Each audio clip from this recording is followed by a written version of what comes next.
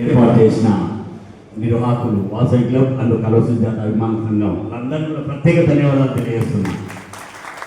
అందరం ఇక్కడ కలవగలిగిన అంటే వారి కృషి పట్టుదల, ఇంతమంది ఒకే వేదిక పైకి తీసుకొచ్చి ఇంతమంది జనాలను మొబిలైజ్ చేసినందుకు వారికి నేను అభినందిస్తున్నాను.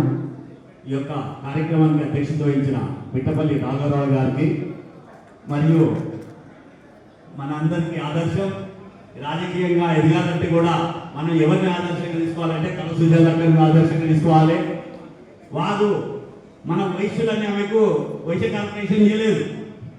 ఆమె కృషి, ఆమె పట్టుదల, ఆమె కాంగ్రెస్ పార్టీలో ఉండి టీఆర్ఎస్ గవర్నమెంట్ ఉన్నప్పుడు కూడా టీఆర్ఎస్ నాయకులు తప్పు చేసినప్పుడు ధైర్యంగా ఒక మహిళను కూడా ఎదుర్కొని ప్రశ్నించి కాంగ్రెస్ పార్టీకి అండగా నిలిచిందనే ఏకైక ఉద్దేశంతోనే ఈరోజు వైశ్య కార్పొరేషన్ వచ్చింది. కానీ ఆమె మన వైశ్య మహిళని మాత్రం ఇవ్వలేదు. అదేవిధంగా కుండి రాకేష్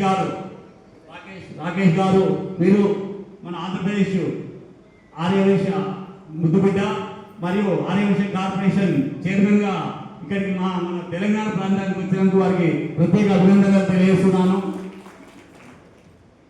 మరియు కొడుమూరు దయాకర్రావు గారు, కొవ్వూరి వెంకటేశ్వరరావు గారు, మిట్టపల్లి నాగేశ్వరరావు గారు, రంగా జనార్దన్ రావు గారు మరియు కొత్త వెంకటేశ్వర గారు, చాలా మంది వేదిక పైన పెద్దలు ఉన్నారు. ఇక్కడికి విచ్చేసిన ఆర్యవైశ్య సోదరులు సోదరీమణులు అందరికీ నాయక నమస్కారం. ఈరోజు మనం రాజకీయ చైతన్య సదస్సు అని ఒక మంచి కార్యక్రమాన్ని తీసుకున్నారు. ఎందుకంటే ఇప్పుడు మున్సిపాలిటీ ఎన్నికలు ఉన్నాయి, గ్రామ పంచాయతీ ఎన్నికలు ఉన్నాయి.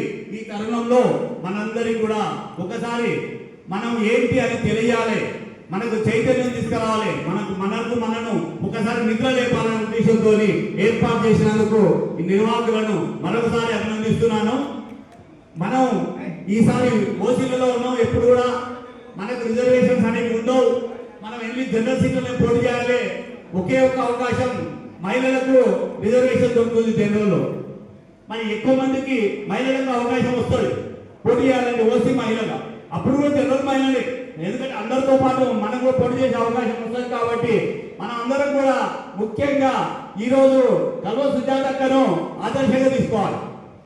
వారు ఎంతో కృషితోని వాళ్ళ కార్యక్రమాలు, వాళ్ళ వీడియోలు, వాళ్ళ పోస్టులు, ఆ ఉపన్యాసాలు అవన్నీ చదివితే చాలు మన అందరు ఆడపిల్లలందరూ కూడా ధైర్యం వస్తుంది.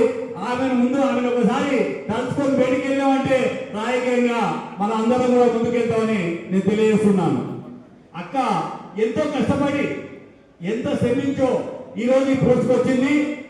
సుజాతమ్మను నెక్స్ట్ మీటింగ్ మళ్ళీ వచ్చే ఎన్నికలలో ఎమ్మెల్యేగా చూడాలని మన అందరి ఆకాంక్ష. దానికోసం అక్క కృషి చేస్తుంది, మన అందరి సపోర్ట్ కూడా ఉండాలి. ఎప్పుడైతే ఆర్యవైశ్యులందరూ కూడా మా సుజాతమ్మ ఎన్నుకున్నారు, మా సుజాతమ్మ చెప్తే ఆర్యవైశ్యులు ఓట్లు పడతాయి అనుకున్నప్పుడు అన్ని పార్టీలు గుర్తిస్తాయి, మన అక్కకు సీట్ ఇస్తాయి. మన మనోళ్ళు చెప్పినట్టు మనం ఇప్పుడు ఒక గొప్ప